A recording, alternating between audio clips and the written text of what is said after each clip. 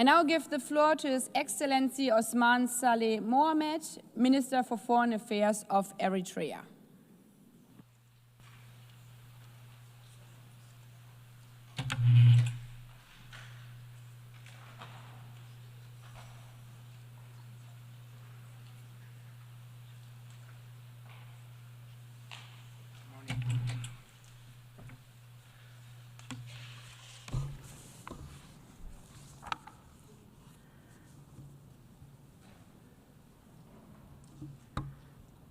Good morning. Your Excellency Ms. Annalena Borbak, President of the 8th session of the United Nations General Assembly. Your Excellency Antonio Guterres, Secretary General of the United Nations, honorable heads of delegation, distinguished delegates, ladies and gentlemen. Madam President, allow me to join previous speakers to congratulate Your Excellency for your election to the presidency of the 8th session of the United Nations General Assembly. During the 79th session of the United Nations General Assembly last year, I had briefly reflected as a backdrop and for purposes of historical reference to dwell on humanity's collective trajectory in the past 100 years. In this regard, the defining features of this century can be summed up by failure of the League of Nations, established in the aftermath of the First World War to guarantee the lofty objectives of peace, economic growth, and prosperity for humanity as a whole. Opportunities lost even after the United Nations was subsequently formed in 1945 and until the end of the Cold War, and reckless and dangerous trends set in motion in the prevalent unipolar world order in the last 30 years. As we all agree, the League of Nations and the United Nations were originally conceived as viable architectures of global governance to advance the pronounced lofty objectives that we all cherish.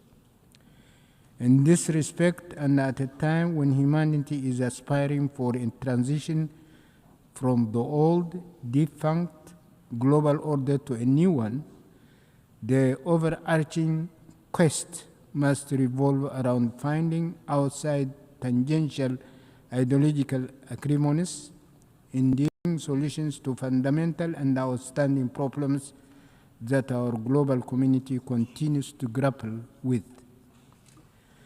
Economic injustice has remained the primary challenge for mankind and all the peoples as a whole since ancient times, from primitive social systems to the epochs of slavery and colonization, all the way until our contemporary times in a developed 21st century.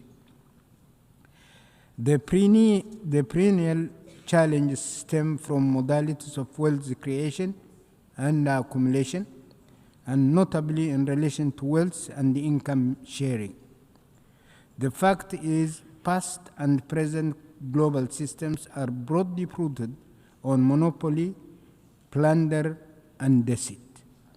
Domination and attendant policies crafted to that end, military power that is garnered, and military assaults unleashed are indeed mere tools of domination and plunder. Similarly, various economic and financial architectures are essentially enunciated to bolster the objectives of domination and plunder.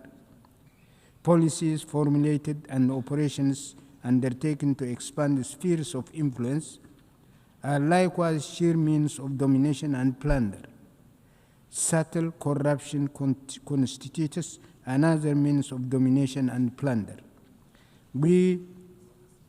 Wars, conflicts, and crises are also stoked and aggravated for the sole purpose of domination and plunder. Tools of propaganda and deception are weaponized for similar objectives. Ladies and gentlemen, In the event, the cardinal challenge is how to bring about a new global order that promotes justice and fairness to supplant prevailing global governance architecture whose defining contours remain domination, plunder, deceit, and repression. Spiraling oppositions underway in various parts of our world, including in the developed and industrialized regions, through expansive popular demonstrations against dire economic trends and debilitating debt anchored by governments, are only the tip of the iceberg. But what is extremely preoccupying is the appalling economic situation in the underdeveloped countries, and more specifically in the marginalized African continent. Although the details can be assessed on a case-by-case basis, most of Africa's economy remains primitive. Africa remains a continent where raw materials are exported to the so-called developed economies for nominal prices, in which manufactured finished products are imported at highly inflated prices, where the economies are afflicted by huge losses in job opportunities, in which human capital and meager professional and skilled manpower are drained due to migration and brain drain, where presiding regimes lavishly waste borrowed money but cynically flaunt semblance of progress while burdened by mounting debt, are embroiled in corruption and political servitude to external forces, are afflicted by instability due to domestic polarization and endemic crisis, and where they face rapid population growth as well as imminent challenges and disasters. The scenario is very bleak indeed. Why was mankind's mission in the new century unsuccessful? The cherished mission does not contain novel and sophisticated inventions or ideological and philosophical dimensions. The values of the missions invoked and that underpin the struggle during the epochs of slavery have not changed whatsoever in this so-called new 20th century. The aspirations of mankind are: 1, to fairly own their economic resources and the fruits of their work, and march on a sustainable path of generational progress and prosperity by accumulating wealth. 2, to secure peace and stability in order to guarantee prosperity and economic growth. 3, to ensure prevalence of fairness and justice as vital prerequisites for peace and stability. To promote mutual respect, complementarity, and cohesion integration, so as to bolster widest regional and global peace and stability, as well as mutual growth. 5, to establish appropriate legal executive structure and associated mechanisms for the implementation of these fundamental human aspirations. Ladies and gentlemen, although mankind's aspirations have not been realized as yet, its cherished aspirations cannot be shelved or postponed.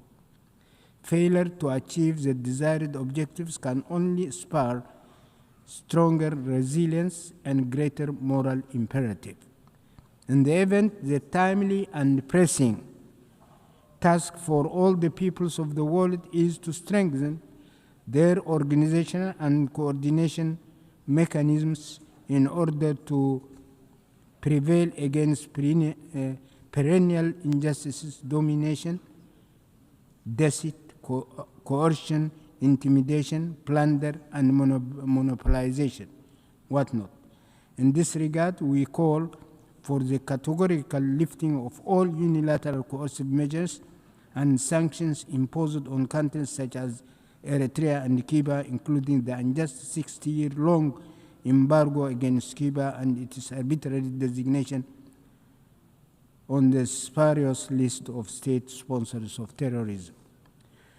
This will require nurturing broad mechanisms of solidarity as well as continuous review and refinement of their strategies and methodologies.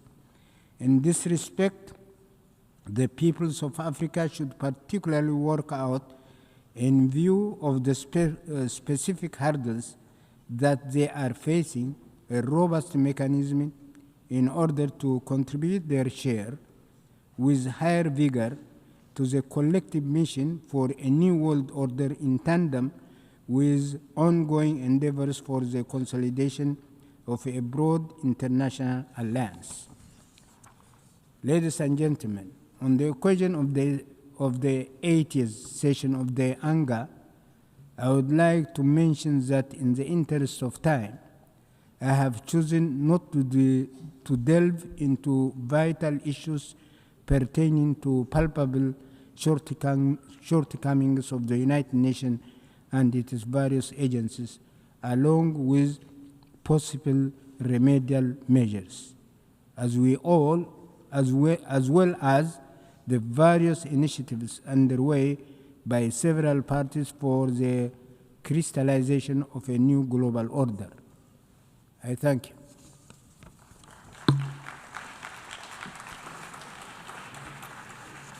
I thank the Minister for Foreign Affairs of Eritrea.